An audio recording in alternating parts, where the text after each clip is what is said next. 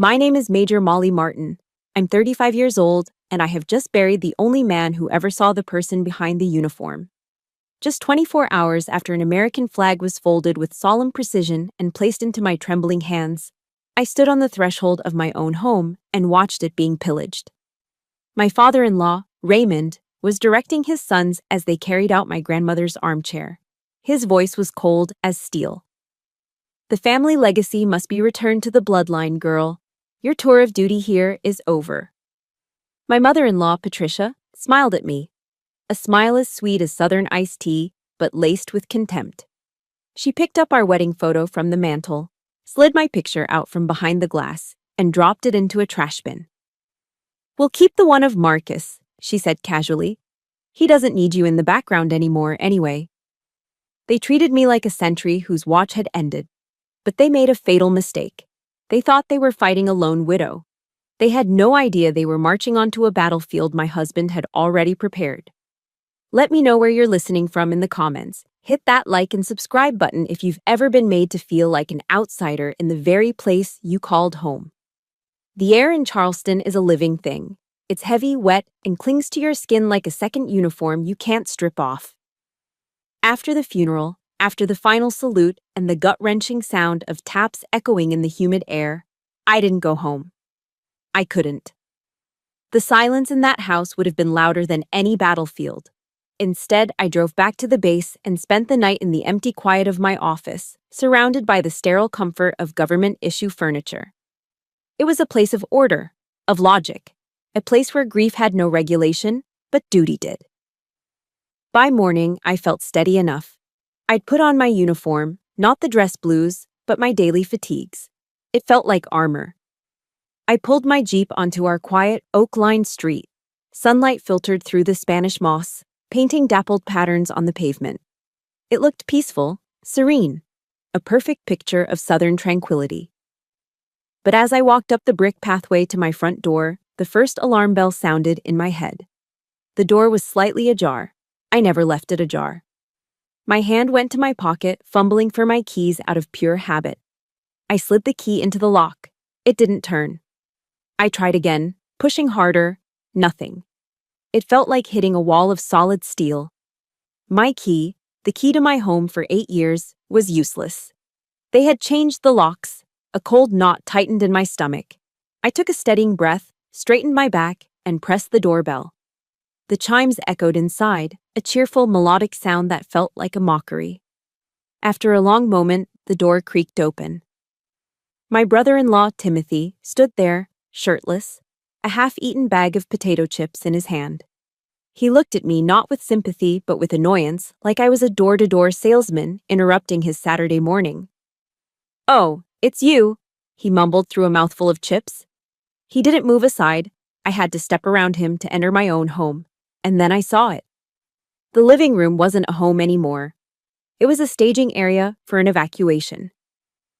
My father-in-law, Raymond Coleman, stood in the center of the room like a 4-star general surveying a conquered territory. He held a clipboard, a pen tucked behind his ear, and was directing 2 movers I didn't recognize. The air was thick with the cloying humidity of Charleston and the sharp, cheap scent of Raymond's cigar smoke. He looked up, his eyes sweeping over me without a flicker of compassion. "You're back sooner than we expected," he said, his voice flat. "No, I'm sorry for your loss." "No, how are you holding up?" "Just a statement of tactical inconvenience." He tapped his clipboard. "We're proceeding with the transfer." That word, transfer.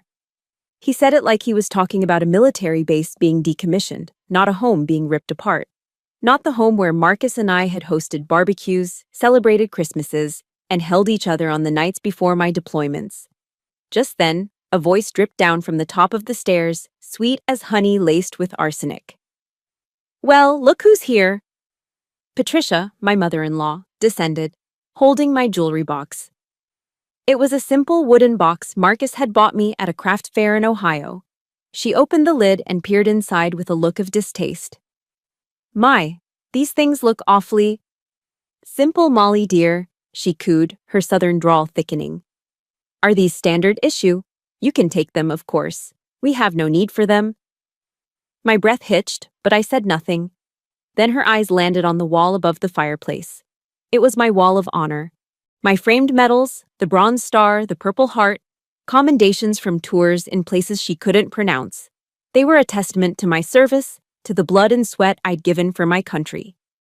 Patricia wrinkled her nose. "Gerald," she called to her other son, who was taping up a box of books. "Take those things down. They simply don't match the aesthetic of the house." The words hit me harder than any physical blow. It wasn't about the house. It wasn't about aesthetics. It was about erasure. They were systematically removing any trace that I, Major Molly Martin, had ever existed within these walls. The disrespect for my service, for the very symbols of my sacrifice, was a deeper violation than them changing the locks. I finally found my voice. It came out low and steady, the voice of a commander, not a grieving widow. "What do you think you're doing?" Raymond turned slowly, deliberately. He took the cigar from his mouth and looked me up and down, his eyes lingering on my uniform, with disdain. "Listen here, girl," he said, his voice dropping to a menacing calm. "Marcus may have married you, but he couldn't make you a Coleman. Blood is blood. This property, this legacy, was built on the sweat of our ancestors. It will not be left in the hands of a transient soldier who could be shipped off at a moment's notice." Every word was a calculated strike, a dismissal of our 8-year marriage, a negation of the love Marcus and I shared, an insult to the uniform I wore with pride. He was reducing my entire life to a temporary assignment. He must have seen the fury hardening in my eyes because he moved in for the final blow. He gestured around the room. "You have 2 hours to collect your personal effects. Anything left after that will be considered family property and disposed of accordingly." A final eviction notice. A cold, legalistic severing. My training kicked in. When faced with an ambush, you don't charge blindly. You assess, you gather intelligence, you find the tactical advantage. I didn't scream, I didn't cry, I didn't argue. Instead, I took a single step back, leaned against the wall, and crossed my arms. My face became a neutral mask. I watched. I watched as Timothy directed a mover to take my grandmother's armchair, the one with the worn floral pattern where her head used to rest. I watched as Gerald took down my medals, handling them with the careless indifference of a man packing away old Christmas decorations. I watched Patricia walk through the rooms, pointing at things, claiming them. And I watched Raymond, the patriarch, overseeing the dismantling of my life with the smug satisfaction of a conqueror. They saw a defeated woman, a widow broken by grief, too weak to fight back. They were wrong. They were being observed by an intelligence officer. I was memorizing every smug look, every cruel word, every stolen object. I was cataloging their weaknesses, their arrogance, their greed. My silence wasn't surrender. It was surveillance, and it was making them more uncomfortable than any hysterical outburst ever could. That armchair. It was the last piece of my grandmother I had. And as I watched them carry it out the front door, I remembered the first time they made me feel like none of my history, none of who I was, ever mattered to them at all. They had always looked at me like that, like I was an inconvenient piece of furniture that didn't match their decor, an object to be tolerated, moved around, and eventually disposed of. It started from the very first day, 8 years ago, long before the locks were changed or my medals were taken off the wall. It started at a dinner table. I remember that dinner like a mission briefing I can't erase from my memory. I had spent a week preparing. I bought a conservative navy blue dress from a Charleston boutique, something elegant but not flashy. I read up on local politics. I even practiced a few pleasant anecdotes about growing up in Ohio that I thought might bridge the gap between my world and theirs. I wanted so badly to make a good impression, to show them I was worthy of their son. When Marcus ushered me into their sprawling colonial home, the first thing I noticed was the silence. It was the kind of heavy, oppressive quiet that absorbs all sound. The second was the gleam. Everything was polished to a mirror shine, the mahogany dining table, the silver candlesticks, the hardwood floors. It felt less like a home and more like a museum exhibit on Southern aristocracy. We sat down to a formal dinner of shrimp and grits, a dish I had never tasted before. Patricia started the interrogation, disguised as polite conversation. She smiled, a perfectly painted, motionless smile, and tilted her head. Marcus tells us you're a captain in the army, dear, she said, her voice smooth as silk. You command men? Yes, ma'am, I replied. A logistics company. She murmured, taking a delicate sip of her iced tea. It must be very loud. She said the word loud like it was a contagious disease, something unrefined and dirty that I had brought into her pristine home. The implication was clear. I was loud. My life was loud. I didn't belong in their world of quiet, old money. Then Raymond cleared his throat, fixing me with a gaze that felt like a performance evaluation. And your family, they're back in Ohio? He asked. Yes, sir. My dad retired last year. He worked in the steel mills, I understand, Raymond continued. Not as a question, but as a statement of fact. Of course he knew. I realized later he'd probably run a full background check on me. Honest work, he declared, his tone dripping with condescension. He made it sound noble in the way one might describe a sturdy, simple-minded workhorse. He was talking about my father, the man who worked double shifts his entire life to give me a future he never had. As if he were a character in a history book about the working class.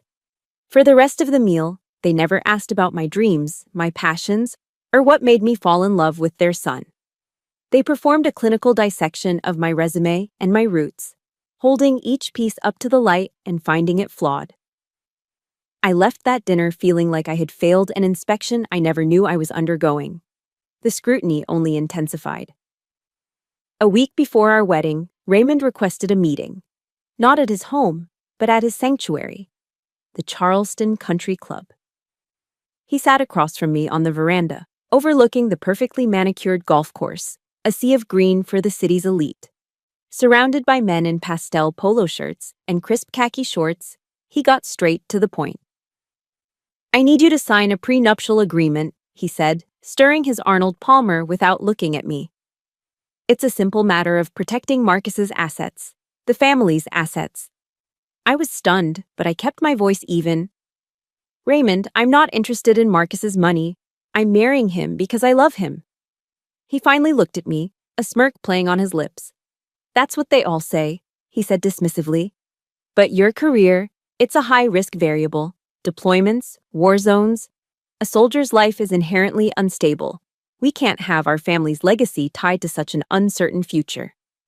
He wasn't talking about my safety. He wasn't worried about me. He was risk-assessing my life. Our marriage wasn't a union of love to him. It was a volatile stock he needed to hedge against.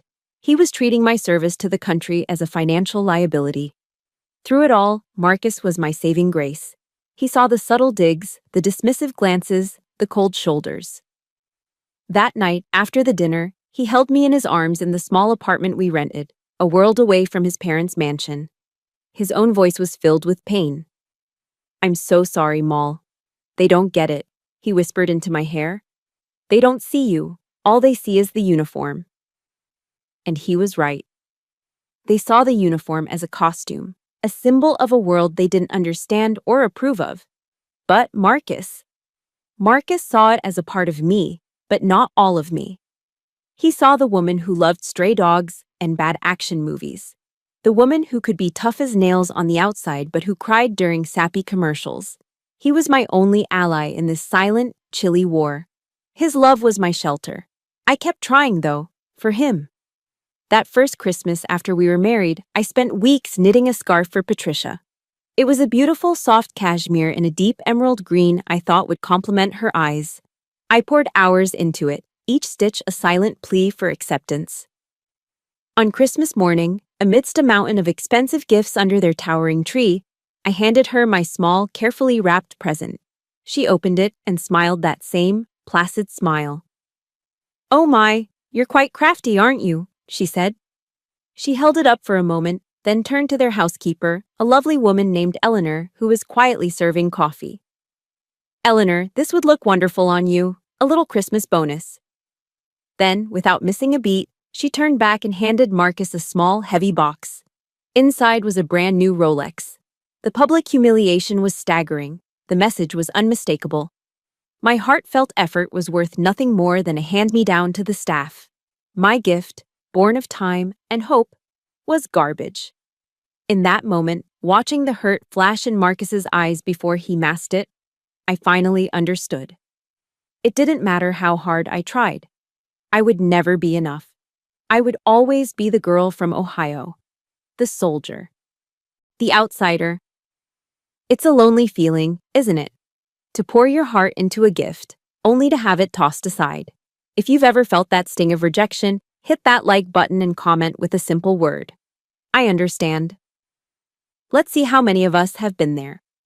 For years, I told myself I could endure their Cold War, that Marcus's love was enough armor. But I was wrong. The Cold War turned hot on a warm summer evening at a cousin's wedding, the night I overheard the truth of their endgame. The night in question was supposed to be a celebration. It was 3 months before Marcus passed away. His cousin was getting married at one of Charleston's historic plantations, a place where the oak trees were older than the country itself, and the air smelled perpetually of sweet tea and old money. The reception was a grand affair under a sprawling white tent, lit by fairy lights that glittered like captive stars. Men in seersucker suits sipped bourbon while women in floral dresses fanned themselves against the humid southern evening. It was a perfect portrait of genteel charm. And like most perfect portraits, it was a beautiful lie. For my part, I was playing a role I'd perfected over 8 years, the dutiful daughter-in-law. Patricia, holding a glass of champagne, steered me through the crowd with a proprietary hand on my elbow. At every cluster of guests, she would perform the same little show. "Have you met Marcus's wife, Molly?" she would say, her voice bright and brittle. Then she would lean in conspiratorially, adding, "She's a major in the army, you know."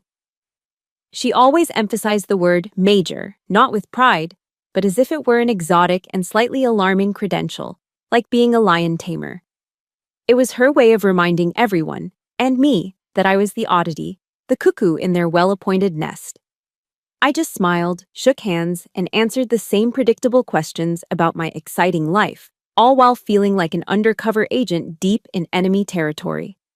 The smiles were my camouflage. After an hour of this performance, I felt the need to escape.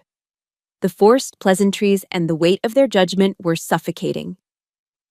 I murmured an excuse to Marcus and slipped away from the tent, walking toward the mansion's manicured gardens. The air out there was cooler, filled with the intoxicatingly sweet scent of blooming magnolias. I found a stone bench tucked away in an alcove, hidden from view, and just breathed. For 5 minutes, I wasn't Major Martin or the outsider daughter-in-law. I was just Molly, a woman trying to find a moment of peace. When I felt composed enough, I started back towards the reception. The path wound around the side of the house, past a darkened veranda. As I neared the corner, I heard voices drifting from the shadows. Familiar voices. I froze. It was Raymond. He was speaking in a low, conspiratorial tone to his sons, Gerald and Timothy. "When Marcus is gone," he said, his voice stripped of all its public charm, "we have to move fast. Dad's lawyer says a wife has certain residency rights for a period, but we can apply pressure, make things uncomfortable." I pressed myself flat against the cold brick wall of the house, my heart beginning to hammer against my ribs. "She's a soldier," Raymond continued, his voice laced with disdain. "She's used to moving. All we have to do is make it clear she's not welcome, and she'll pack her bags and leave on her own. A clean break." They were talking about Marcus's death, not as a tragedy, not as a potential heartbreak, but as a logistical checkpoint in a business plan. They were strategizing my removal before he was even sick. Then Gerald, the eldest, chimed in, his voice greedy. "The vet clinic is the real prize. I've already spoken to Dr. Henderson. He's ready to make a serious offer the moment it's available." My stomach turned to ice. They weren't just planning to evict me, they were already carving up Marcus's life's work, the clinic he had poured his heart and soul into building. Timothy, ever the follower, sounded nervous. "But what if she puts up a fight? What if she demands something?" A fourth voice joined the conversation, and it was the one that broke me. It was Patricia. She must have just walked up. She let out a soft, contemptuous laugh. "Oh, sweetheart, don't you worry your pretty little head," she said, her voice a venomous whisper. "What is she going to demand? She came into this family with nothing but a duffel bag. She'll leave the same way. You just leave her to me. Woman to woman, I know exactly what to say to make her understand her place." My heart didn't just break, it stopped. The air left my lungs. This wasn't just dislike or prejudice anymore. This was a calculated plot. A cold, cruel, and methodical conspiracy to erase me from their lives and seize everything Marcus and I had built together. The pretty lights of the party seemed to dim. The cheerful music suddenly sounded grotesque and mocking. I was standing in the dark, listening to my own eviction being planned. I don't know how I made it back to the table. I don't know how I managed to smile at Marcus and tell him I was just feeling a little tired. The rest of the evening passed in a blur of detached observation. Every smiling face, every polite conversation felt like a scene from a horror movie. The drive home was silent. The air inside our car was thick and heavy, charged with unspoken words. Marcus kept glancing at me, his brow furrowed with concern. "Moll? What's wrong? You've been quiet all night." I didn't cry. I didn't raise my voice. The soldier took over. I turned to him, my face calm, and I gave him an after-action report, my voice as steady and even as if I were debriefing a patrol. Objective: full seizure of all assets, including the house and the clinic, I stated, looking straight ahead at the dark road. Method of operation: psychological pressure to induce a voluntary withdrawal. Timeline for execution: immediately following your death. Marcus said nothing. The only sound was the hum of the engine and the soft hiss of the tires on the asphalt. He gripped the steering wheel so tightly his knuckles turned white. He didn't question me. He didn't doubt me. He knew. He had always known what they were capable of. We pulled into our driveway. He turned off the engine, plunging us into darkness and silence. He turned to face me. The soft, gentle man I loved was gone. In his place was someone I'd never seen before. His eyes, usually so warm and kind, were now sharp, cold, and utterly resolute. A fire was burning behind them. "All right," he said, his voice low and dangerous. "They've declared war. It's time we draw up a battle plan." He didn't wait. As soon as we were inside our house, the quiet sanctuary we had built together, Marcus went straight to the hall closet. I watched, confused, as he pulled out a worn leather briefcase I had never seen before. Our small kitchen, with its warm yellow walls and the familiar gurgle of the coffee maker, became a secret war room that night. He placed the briefcase on our little kitchen table, the one where we ate breakfast and paid our bills, and clicked it open. The sound was sharp, definitive. The opening salvo of a war I didn't even know he'd been preparing to fight. "They've always thought I was soft," Marcus began, his voice devoid of its usual gentle warmth. It was now cold, clear, and precise. "They mistook my kindness for weakness. They were wrong." He looked at me, his eyes burning with an intensity that startled me. "I don't fight like they do, Moll. Not with yelling and intimidation and emotional blackmail. I fight like a strategist." He pulled out a thick file folder. "I've been preparing for this for a long time, longer than you know." He explained that the day his father cornered me at the country club, demanding I sign a prenuptial agreement, was the day he knew this battle was inevitable. "It wasn't about protecting me," Marcus said, a bitter edge to his voice. "It was about controlling you, about ensuring you would always be a temporary fixture." So, he had made a move of his own. He didn't go to the polished, respectable family lawyer Raymond kept on retainer. He sought out a man named Charles Peaton, a legal pit bull, a specialist in contentious estate battles with a quiet reputation in Charleston's legal circles. His nickname was the Cleaner, because when he was done, there was never a mess left to argue about. "I've met with Charles twice a year for the past 7 years," Marcus confessed. My jaw nearly hit the floor. For 7 years, my gentle, unassuming husband, the man who rescued stray cats and couldn't kill a spider, had been quietly building a fortress around me. He laid the documents out on the table, turning our kitchen into a command center. I've diagnosed my family's illness, Molly, he said, using his veterinarian's logic. It's a chronic, incurable case of greed. And this, he tapped the stack of papers, is the treatment plan. He showed me the first line of defense. Defensive line 1, joint tenancy with right of survivorship. He explained how, with Charles's guidance, he had systematically restructured the ownership of every major asset we had. The house, the clinic, our investment portfolio, all of it was converted. Think of it as a legal minefield, he said, a grim smile touching his lips. The moment I'm gone, ownership of everything automatically and immediately transfers to you. It completely bypasses the will. It bypasses probate court. It bypasses them. They can't touch it. Then he pulled out another document. Defensive line 2, the Iron Will.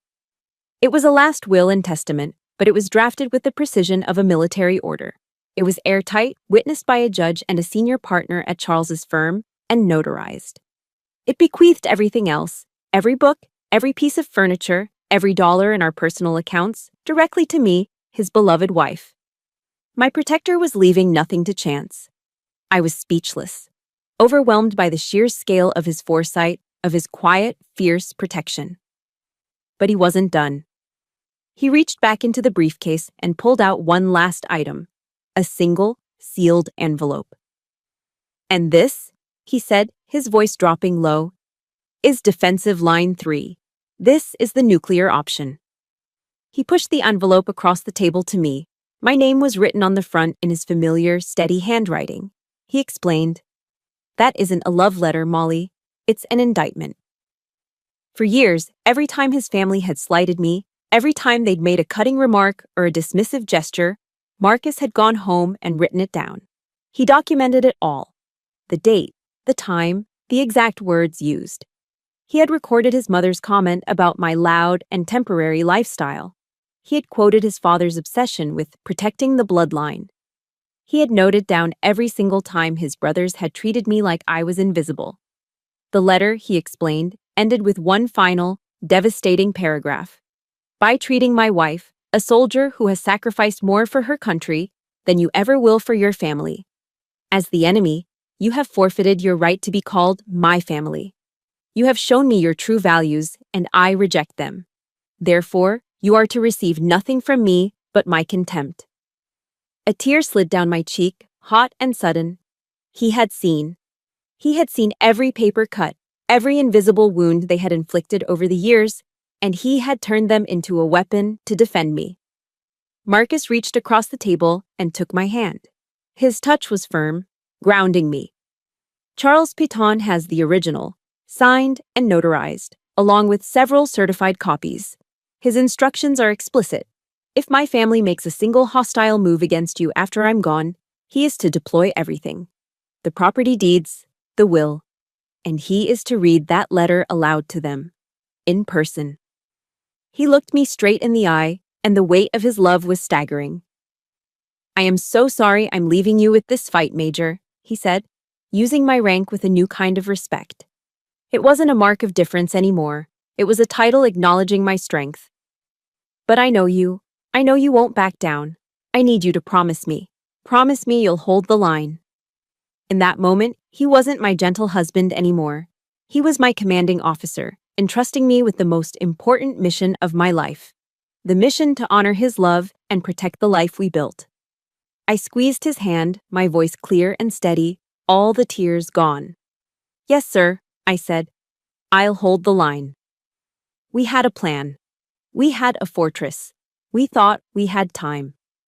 6 weeks later, the word cancer entered our vocabulary, and the war we were preparing for suddenly had a terrifyingly short deadline. The diagnosis came on a Tuesday. Pancreatic cancer, stage 4. The doctor said the words with quiet sympathy, his voice gentle, but they landed in the middle of our quiet life like a bomb, obliterating everything. The battle plan we had just drawn up, the one we thought was for a distant, hypothetical war, was suddenly on a brutally short timeline. The enemy wasn't just greed anymore, it was time itself. Marcus faced it like the quiet warrior I was beginning to realize he'd always been. After the doctor left the room, His first words to me weren't, "Why me?" or "I'm scared." He looked at me, his eyes clear and focused despite the devastating news, and said two words: "Call Charles." He was a pilot facing catastrophic engine failure, immediately running through his emergency checklist. There was no panic, only procedure. Those last few months were a blur of hospital visits, chemotherapy sessions that ravaged his body but never touched his spirit, and nights spent holding him, trying to absorb some of his pain into myself. In between it all, our mission continued. During his good hours, when the morphine gave him a window of clarity, he and Charles would speak on the phone or meet in the quiet of our living room. They worked with the urgency of soldiers fortifying a position before an inevitable assault. They finalized every detail, reviewed every document, and added one last, brilliant piece of ordnance to our arsenal: a no-contest clause.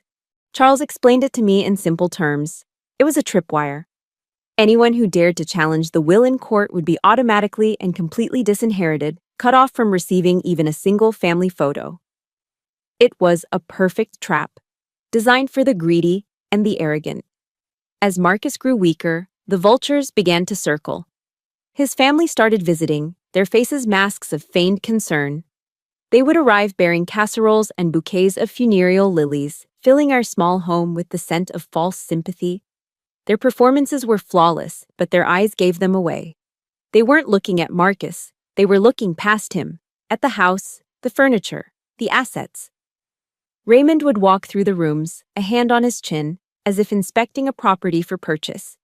He'd run a hand along the door frames and tap the walls with his knuckles. Solid construction, he'd proclaim to no one in particular. They built things to last back then. He wasn't talking about our marriage. He was appraising the house. Patricia's tactics were more subtle, more insidious. She would bring homemade chicken soup in her expensive Le Creuset pot, sit by Marcus's bedside, and then turn her saccharine smile on me. "Molly, dear," she said one afternoon, her voice a soft purr. "Have you given any thought to your future? I imagine it would be much more convenient for your career if you were closer to a major base, like Fort Bragg in North Carolina." She was suggesting I move, planning my relocation while her son was dying in the next room. One day, she arrived with a glossy interior design catalog from Pottery Barn. "I just thought we could look at some ideas together," she said brightly, flipping through pages of perfectly arranged living rooms, "to give the house a little freshening up for when Gerald and his family eventually move in." She was asking for my opinion on how to redecorate my own home for my replacement. The audacity was breathtaking. Through it all, they rarely asked Marcus how he was feeling.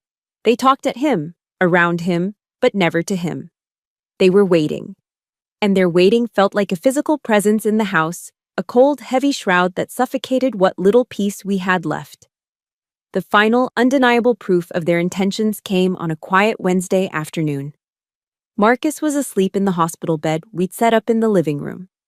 I was in the kitchen, carefully measuring out his medication, when I heard Gerald and Timothy talking in hushed tones in the hallway. I froze, listening.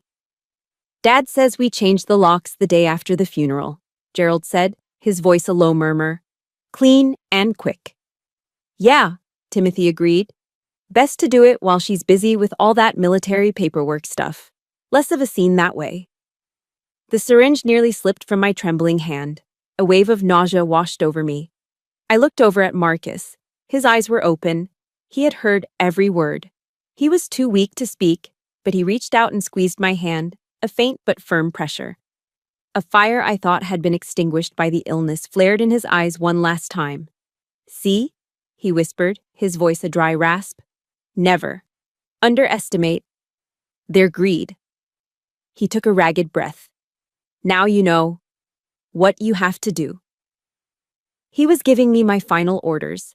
The day of the funeral was gray and overcast, the Charleston sky weeping a warm, misty rain. I stood at the graveside in my Army service uniform, the green fabric feeling heavy and formal.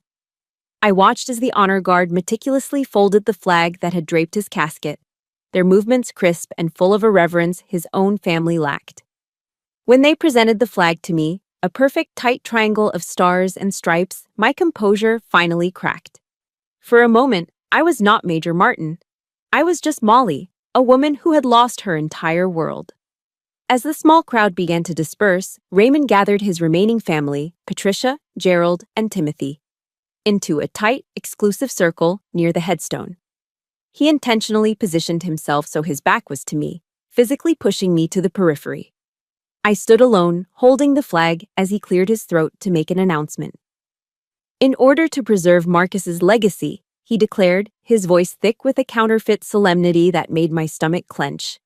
And to provide stability for the next generation, we have decided that the house will be transferred to Gerald and his family. His son needs a proper place to grow up. My grief was instantly replaced by a cold, hard fury. I stepped forward. I am his family, I said, my voice quiet but cutting through the humid air. The house is my home. Raymond turned to face me, his expression not of sympathy but of cold dismissal. He looked at me as if I were a complete stranger, an interloper at a private family event. You are not his blood, Molly, he said, each word a final deliberate twist of the knife. And down here in the South, blood is all that matters. It was his final declaration of war, delivered over the fresh grave of his own son. The battle Marcus and I had prepared for was about to begin. I didn't go back to the base after the funeral. I didn't go anywhere. I spent the night in my Jeep, parked 2 blocks down the street from my house, hidden in the shadows of a massive live oak. I watched. My grief had been cauterized by Raymond's final insult at the cemetery, replaced by a cold, sharp-edged resolve. I knew they would move fast. Arrogance makes people predictable. At 8 a.m. the next morning, my surveillance paid off.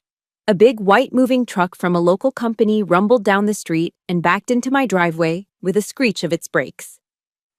The ambush was underway. A few minutes later, Gerald emerged from the house, clipboard in hand, already directing the movers with an air of self-importance. I didn't drive up. I didn't rush in screaming. That's what they expected. Instead, I started my engine, pulled out, and parked again at the corner of the block, giving myself a clear line of sight to the entire operation. From my driver's seat, I watched them carry out the first pieces of my life. The floor lamp Marcus and I had picked out together, a box of my books, the small kitchen table. My heart was a cold, steady drum against my ribs. There was no fear, no panic, just the focused calm that comes before a mission launch. I pulled out my phone. I didn't hesitate. I dialed the number Marcus had made me memorize. It rang twice.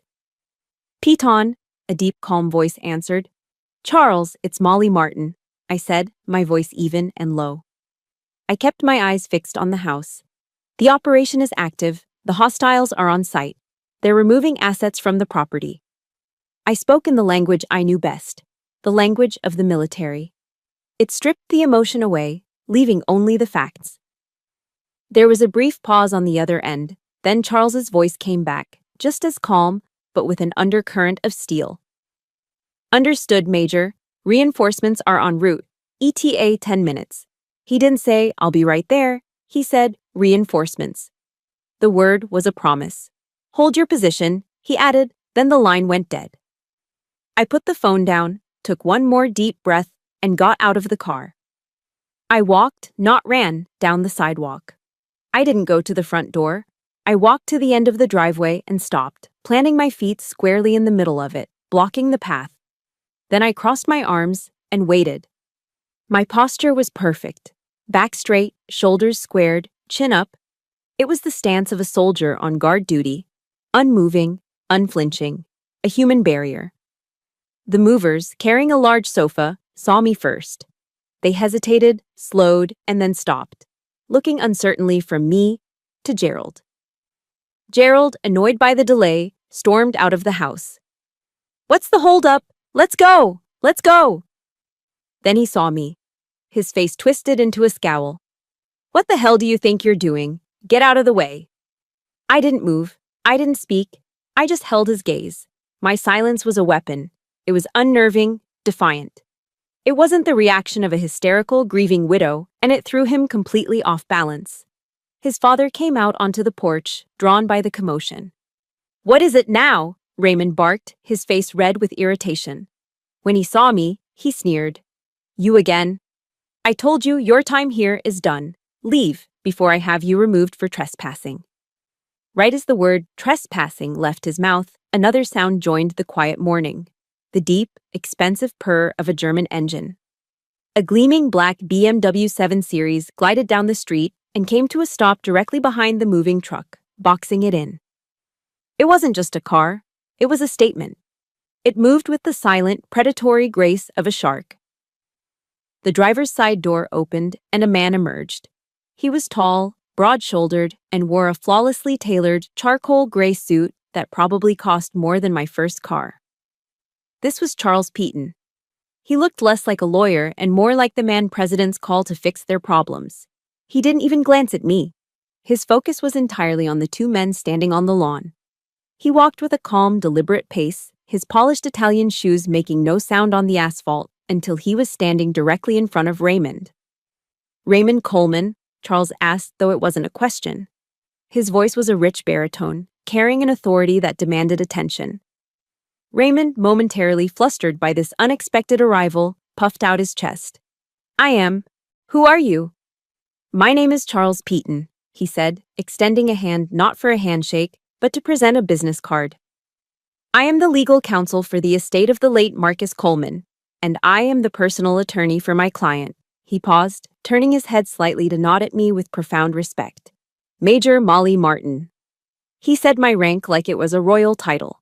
The contrast between his deference and Raymond's contempt was stark and deliberate. Raymond's bravado began to crack. He looked from Charles to the impossibly expensive car, to me, standing like a statue at the end of the driveway. The gears were turning in his head, and he didn't like the calculation. Charles didn't give him time to recover. His voice became as cold and hard as a judge's gavel. I'm here to inform you, he said, his gaze sweeping over Raymond, Gerald, and Timothy, that you are currently engaged in illegal trespassing and the theft of private property belonging to my client. He let that sink in for a moment. I am instructing you to cease all activity immediately. Furthermore, every single item that has been removed from that house is to be returned to its original position.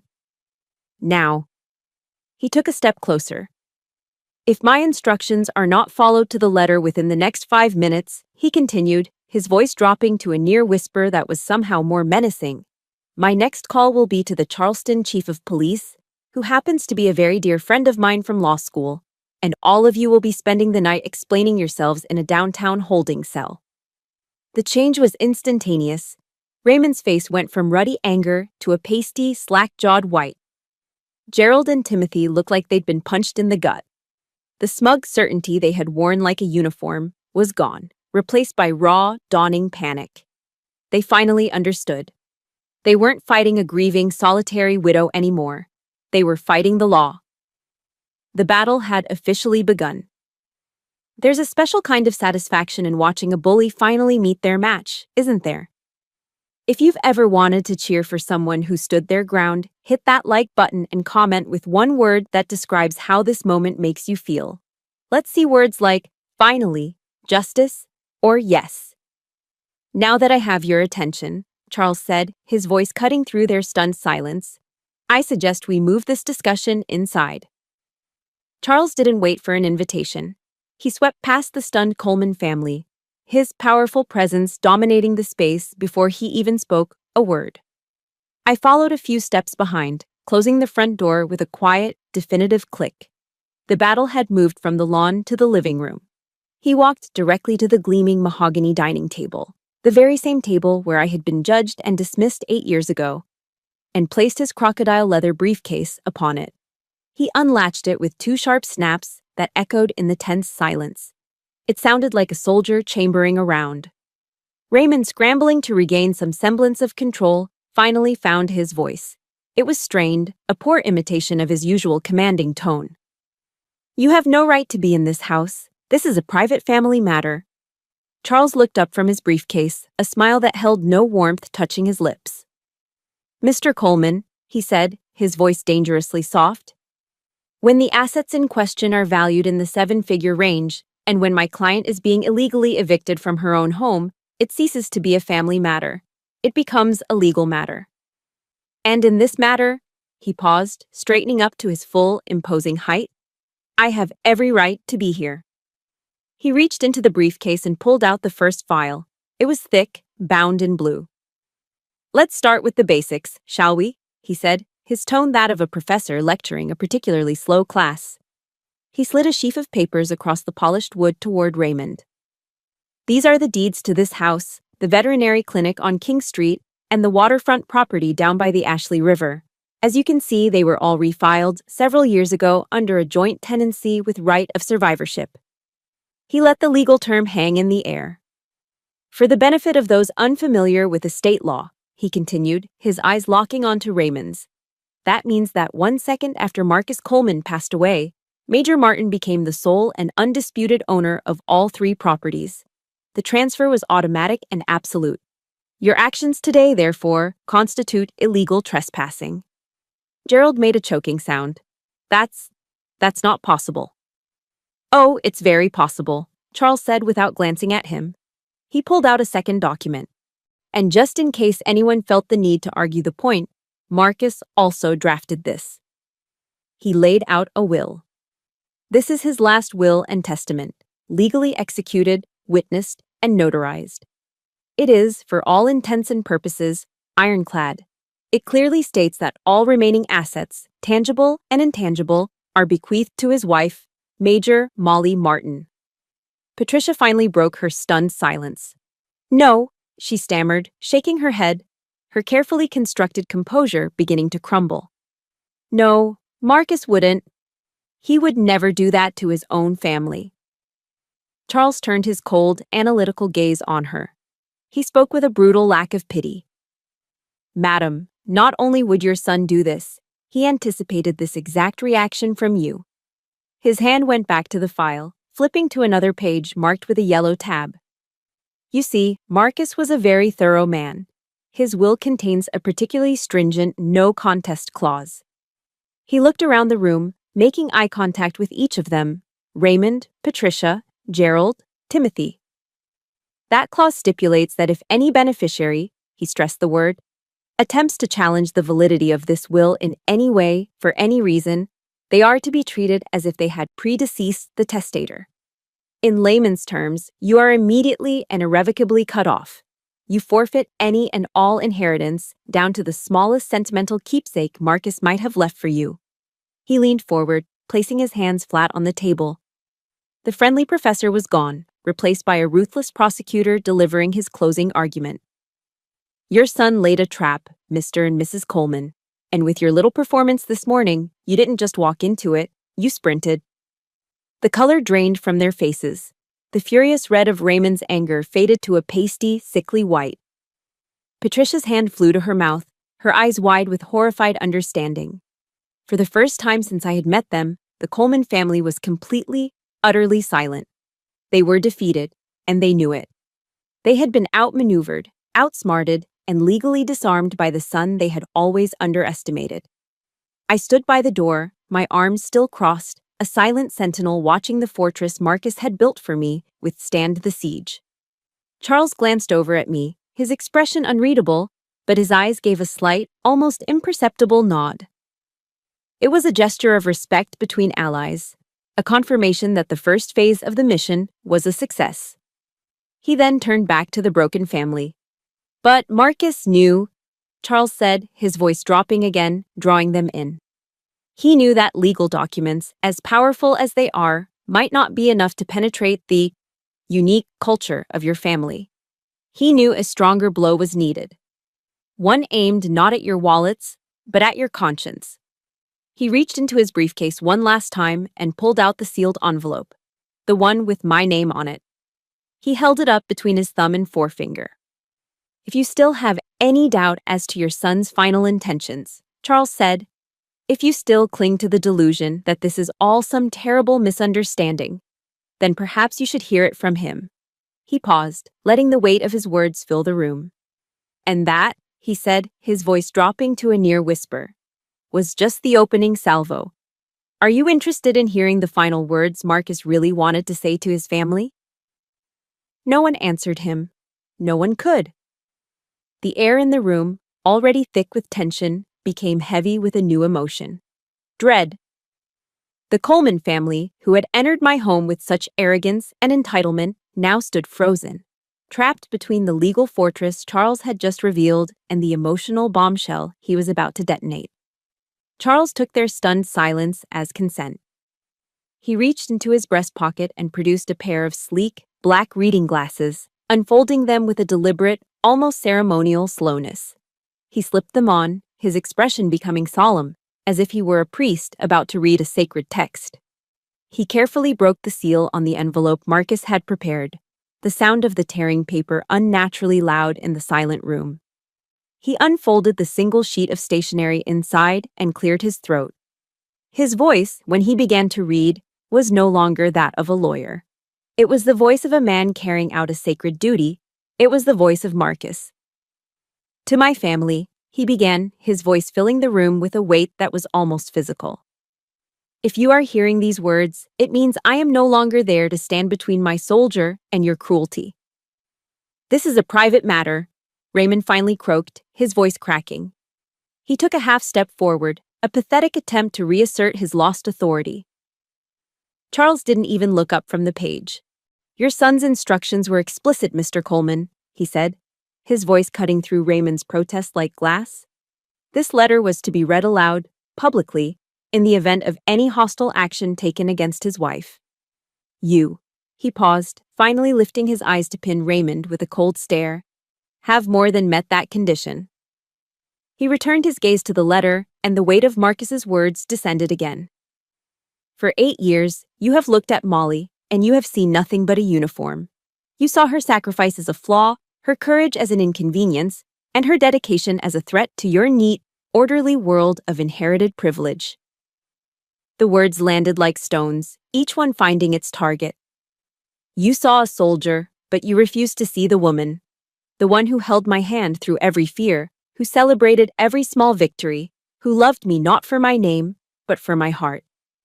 Charles's voice continued, a relentless, posthumous accounting of their sins.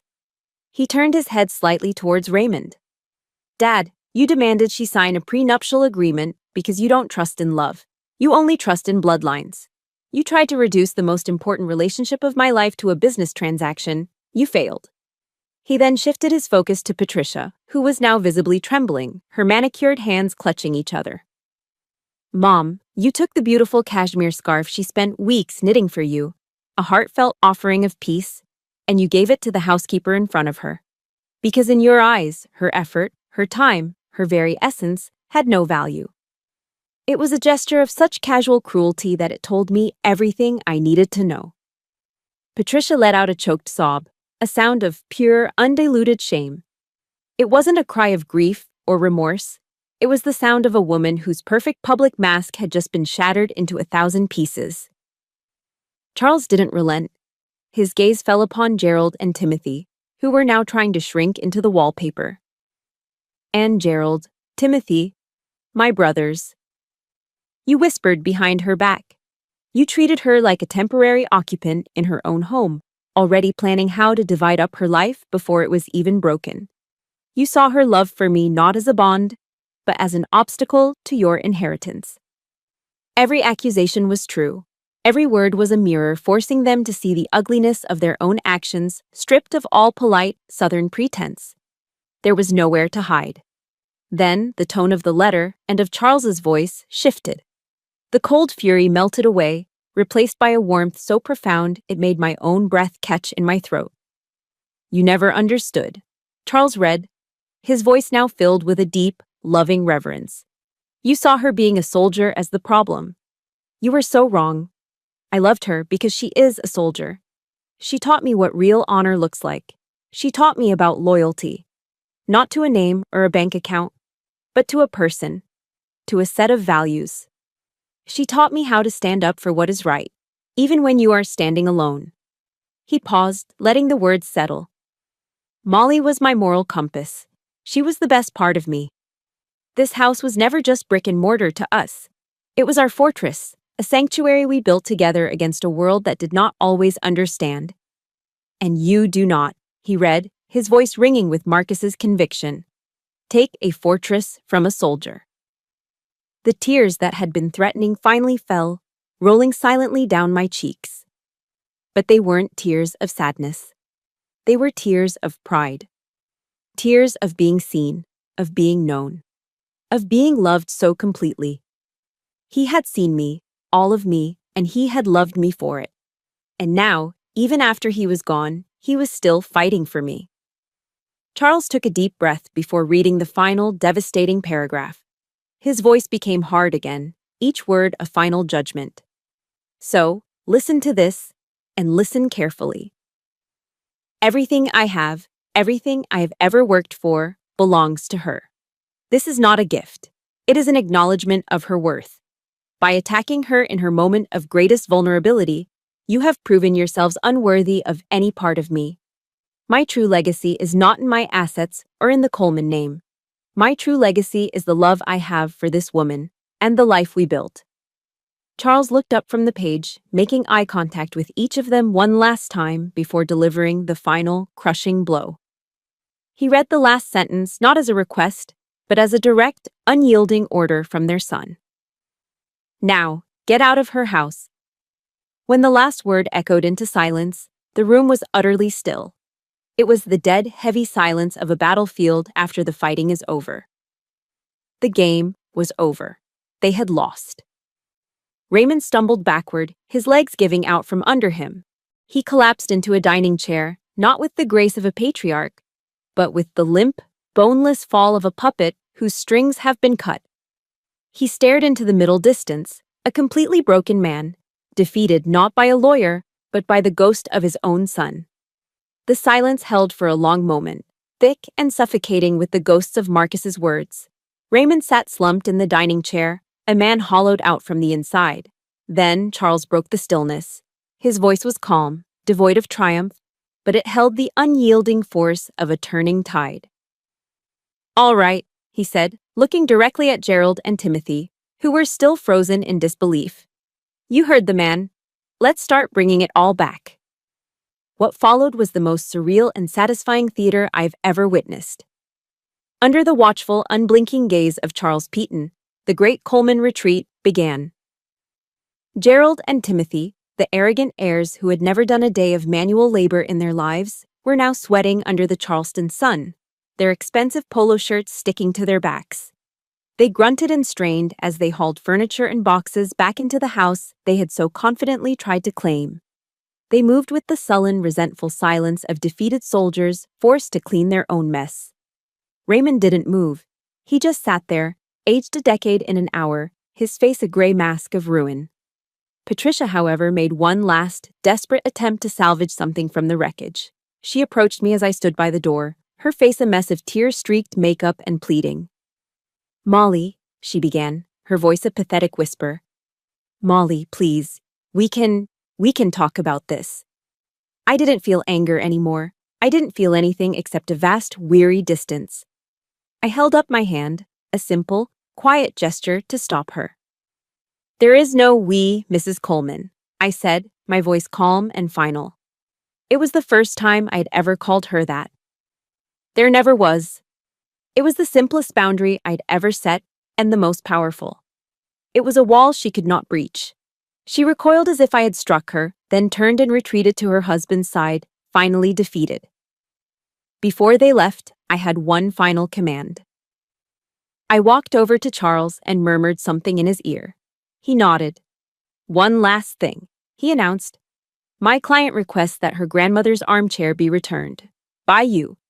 He pointed at Gerald and Timothy, and placed exactly where it was. The humiliation was complete. I watched them awkwardly maneuver the floral armchair, my last piece of my own family, back to its rightful place beside the fireplace. It was more than just a piece of furniture. It was the restoration of order. It was justice. News in a city like Charleston travels faster than a summer thunderstorm. It moves in whispers at the country club, in hushed phone calls between the wives of prominent men, in the gossip exchanged over bridge games and charity luncheons. The story of how the proud Coleman family had tried to dispossess a decorated Army major, their own widowed daughter-in-law, and had been so spectacularly defeated, became the scandal of the season. The consequences were swift and brutal. Raymond, a man who lived for his social standing, became a pariah. He stopped showing up for his morning tea time at the club. Patricia, who chaired 3 different charity boards, was quietly asked to step down from all of them. Gerald's plan to buy the clinic fell apart. Dr. Henderson, a man of quiet integrity, refused to do business with him after hearing what had happened. They hadn't just lost a legal battle. They had lost the one thing they valued more than money: their reputation. Their carefully constructed Southern dynasty had crumbled into dust.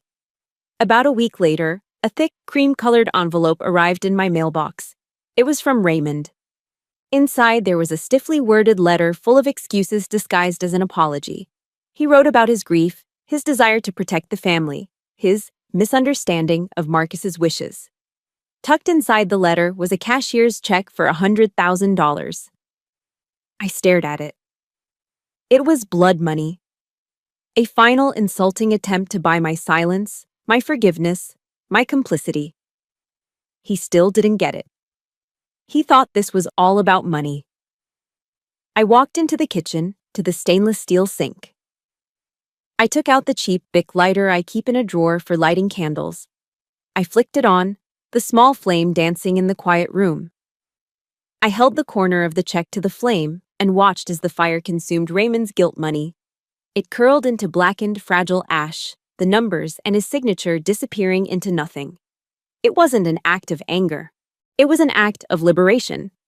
I scooped the ashes into the envelope the check had come in, sealed it without a note, and mailed it back to him. The message was clear: we were done. That night, for the first time in what felt like a lifetime, the house was truly quiet. Not the heavy, oppressive silence of grief, but a deep, peaceful stillness. I sat in my grandmother's armchair, its familiar floral pattern a comforting presence in the dimly lit room. I didn't feel triumphant, not really. The victory didn't taste sweet. It was just quiet. It was the profound relief of a soldier after a long and brutal war. The adrenaline was gone, leaving behind only a bone-deep weariness and a sense of peace. I had fought not for revenge, but for preservation. For the sanctity of the life Marcus and I had built. The mission was accomplished. My eyes fell on the letter from Marcus, which I had placed on the mantelpiece. The paper was still unfolded, a silent testament to his love and foresight. He had drawn the map. He had supplied the arsenal. But I was the one who had to stand on the battlefield. I was the one who had to hold the line, and I had won. And now, the battlefield was quiet.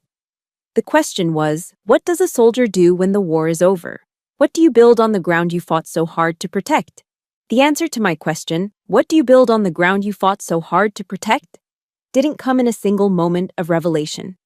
It arrived quietly, piece by piece, over the next 6 months, like the slow, steady Charleston dawn breaking over the harbor. It began not with a grand design, but with a simple decision. I would not sell the clinic. That place was Marcus's heart translated into a physical space. To sell it would have felt like a betrayal. So, with Charles Piton's help navigating the business side of things, I kept it open. The first change I made was a new sign out front. It no longer said Coleman Veterinary Clinic. It now read the Marcus Coleman Memorial Animal Hospital. I was still an active duty officer, but my weekends changed. Instead of catching up on sleep or running errands, I started spending my Saturdays at the clinic. I wasn't a vet, of course, but I could answer phones, comfort anxious pet owners in the waiting room, and clean kennels.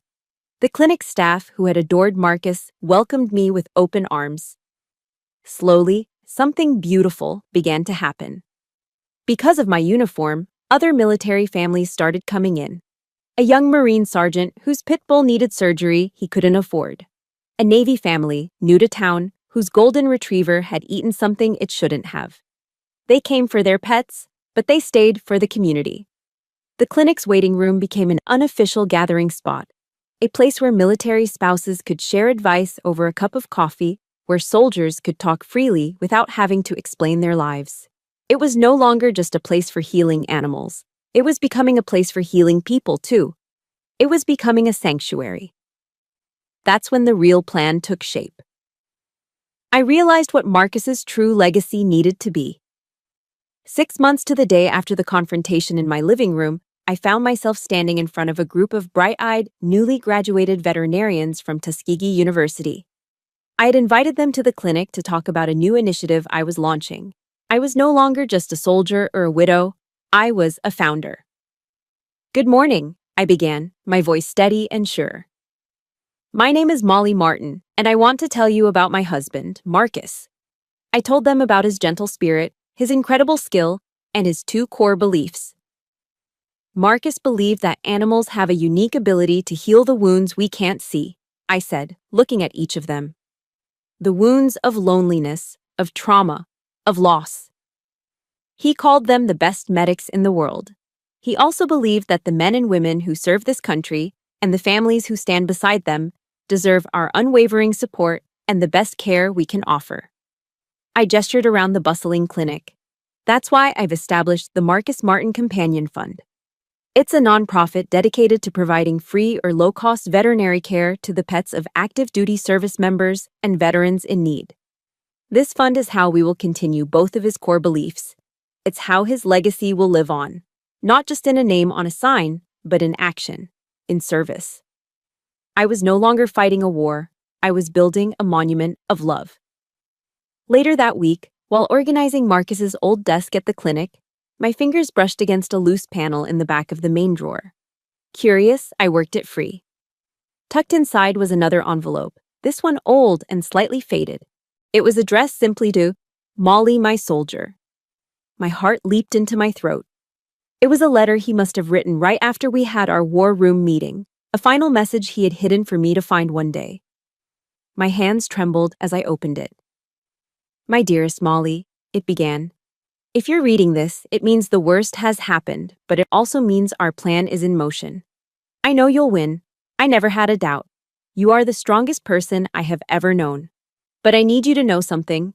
Winning the battle isn't the end of the mission. It's the beginning of the next one. Your new mission, Major, is to live. Live a life that is full and joyful and loud, just like my mother was always so afraid of. Live it for yourself, not for me. Grieve me, but don't let that grief be the end of your story. Let it be the foundation of a new chapter. Our house was our fortress, built to protect us. Now, I need you to turn that fortress into a lighthouse. Let it be a beacon of strength and hope for others. My love will always be your reinforcements, your air support, your flank security. I will always be watching your six. Hold the line, and then build something beautiful on it." I folded the letter, holding it to my chest. The last piece of the puzzle had clicked into place. He hadn't just left me a battle plan. He had left me a blueprint for peace. The story ends here, but my life did not. It ends this morning, with the Charleston sun rising, painting the sky in shades of orange and pink. I'm standing on the porch of my house, dressed in my PT uniform, gray shirt, black shorts, ready for my morning run. The air is cool and smells of salt from the nearby sea. Behind me, the house stands quiet and strong. It's no longer just a fortress. Marcus was right. It's a lighthouse. I held the line. I completed the mission. And now, every single day, a new mission begins. To live, to heal, and to pass on a legacy not of bloodlines or of wealth, but of honor, service, and a love that was strong enough to build a fortress and gentle enough to light the way home. My war is over, but I know many of you might still be on your own battlefields, fighting quietly every day. The greatest weapon I had wasn't just Marcus's brilliant plan. It was having a loyal ally like Charles Piton show up when I needed him most. In the comments below, I would be honored if you would share who your Charles Piton has been. That one person who stood with you and helped you hold the line. These stories of resilience and quiet courage deserve to be heard. If you believe that too and want to be part of this community, please subscribe to the channel and turn on notifications. That way, you won't miss the next story from the front lines of life.